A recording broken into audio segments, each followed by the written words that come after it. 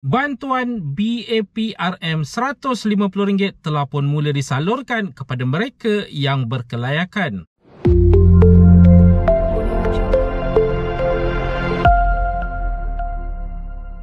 Assalamualaikum, salam sejahtera. Jumpa lagi di channel Heruan Navy. Okay guys, kepada mereka yang belum lagi subscribe ke channel ini, jangan lupa tekan pada butang subscribe, tekan juga pada butang loceng.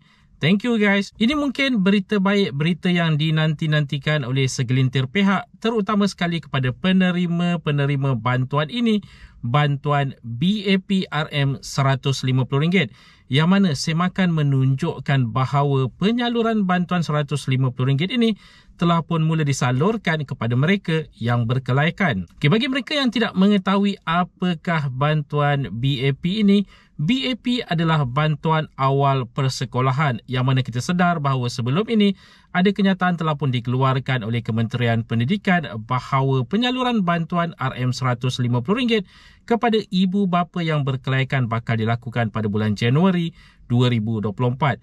Melalui semakan yang dilakukan menunjukkan bahawa penyaluran telah pun mula dilakukan oleh pihak sekolah kepada ibu bapa yang berkelayakan. Ada yang telah pun dimasukkan ke dalam akaun bank, sebagai contoh bank BSN. Ada juga yang telah pun mengambil secara tunai di sekolah-sekolah di mana anak mereka belajar. Okay, bagi mereka yang tidak mengetahui juga kelayakan untuk BAP ataupun bantuan awal persekolahan RM150 untuk sesi pembelajaran 2024-2025 ini adalah sama seperti sesi sebelumnya, yang mana kesemua ibu bapa, tidak kira latar belakang mereka, asalkan mereka mempunyai anak yang bersekolah daripada darjah 1 sehinggalah ke tingkatan 5 untuk sesi pembelajaran 2024-2025 nanti, layak untuk menerima RM150 ini.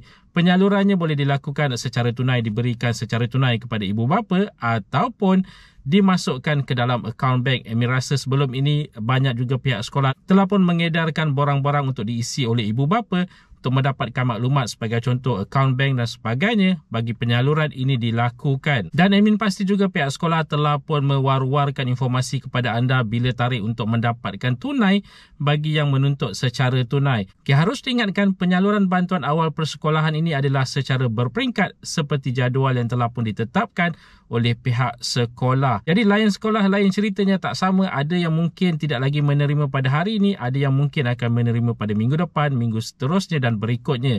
Jadi dinasihatkan kepada anda untuk merujuk terus kepada pihak sekolah di mana tempat anak anda belajar untuk mendapatkan informasi berkaitan dengan penyaluran untuk bantuan awal persekolahan BAP RM150 ini. Dan diingatkan sekali lagi, ini hanyalah untuk anak-anak anda yang bersekolah daripada darjah 1 sehinggalah ke tingkatan 5 untuk sesi pembelajaran 2024-2025. Bermakna kalau katakanlah pada bulan 3 nanti, sebagai contoh, anak anda telah pun tamat pembelajaran untuk tingkatan 5, bermakna anak anda tidak lagi layak untuk menerima bantuan awal persekolahan RM150 ini.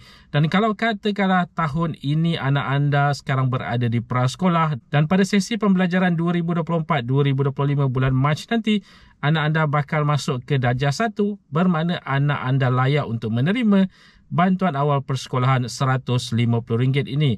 Walau bagaimanapun, disarankan sekali lagi kepada anda untuk menyemak terus dengan pihak sekolah di mana tempat anak anda belajar untuk urusan penyaluran bantuan ini. Dan sedikit peringatan kepada ibu bapa di luar sana, harus diingatkan sekarang ini kita ada padu ataupun pangkalan data utama yang telah pun mulai dilaksanakan oleh kerajaan bagi mendapatkan data-data sosioekonomi anda untuk keperluan penyaluran subsidi dan bantuan yang seterusnya. Jadi jangkaan awalnya berkemungkinan besar pada tahun hadapan untuk penyaluran bantuan awal persekolahan yang seterusnya, kalau katakanlah masih lagi ada, berkemungkinan besar juga nanti akan ada syarat-syarat tertentu yang ditetapkan. Dan jika ada syarat-syarat tertentu yang ditetapkan, rasa sudah pasti nanti pihak kerajaan akan menggunakan data-data sedia ada anda dalam padu ini ataupun pangkalan data utama ini untuk dinilai, untuk ditentukan sama ada anda layak ataupun tidak untuk menerima bantuan awal persekolahan mungkin pada tahun yang berikutnya nanti. Jadi dinasihatkan kepada mereka yang masih lagi belum mendaftar, mengemas kini dan juga mengesahkan akaun padu anda,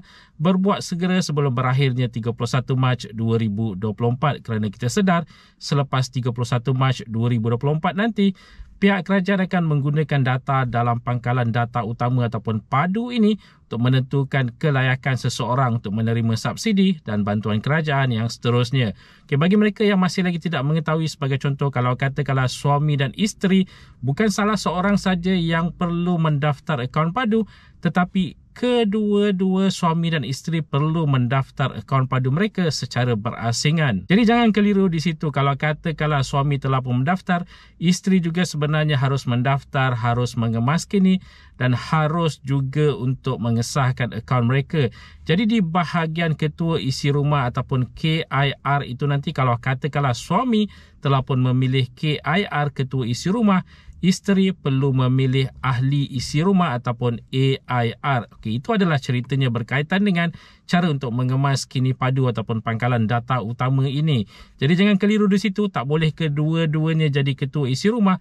Salah seorang saja yang akan menjadi ketua isi rumah dan salah seorang lagi akan menjadi ahli isi rumah. Dan ada data-data lain juga yang harus dikemas kini dalam padu ini. Ada banyak sebenarnya, tetapi secara umum, secara generalnya ada 8 section yang harus dikemas kini sebelum anda melakukan perakuan pengesahan berkaitan dengan data yang telah pun diisi dan seterusnya mengesahkan akaun anda sebelum segala-galanya selesai. Jadi pendaftaran kemas kini dan juga mengesahkan akaun padu ini boleh dilakukan secara dalam talian di padu.gov.my, atau kalau katakanlah anda menghadapi kesulitan untuk mendaftar secara dalam talian, anda juga boleh pergi ke mana-mana kaunter yang dibuka oleh Jabatan Perangkaan Malaysia.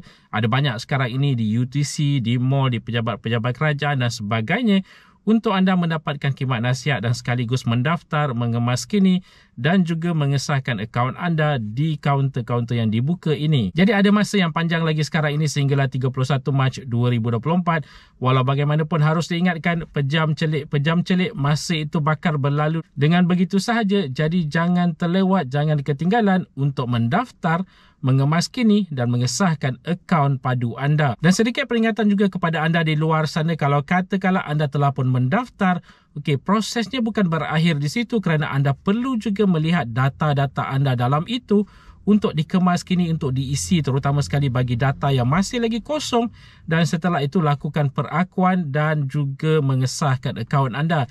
Jadi ada beberapa step yang perlu dilakukan di situ. Bukan hanya mendaftar akaun padu anda, tetapi harus lakukan step-step yang berikutnya untuk melengkapkan proses keseluruhannya padu ini. Jadi guys, itu dia tadi sedikit sebanyak perkongsian di dalam video pada kali ini. Jika anda ada sebarang komen, sebarang pertanyaan, anda boleh tinggalkan di ruangan komen di bawah. Dan kepada mereka yang belum lagi subscribe ke channel ini, jangan lupa tekan pada butang subscribe, tekan juga pada butang loceng. InsyaAllah kita berjumpa lagi di video yang akan datang. Stay safe, stay healthy. Assalamualaikum.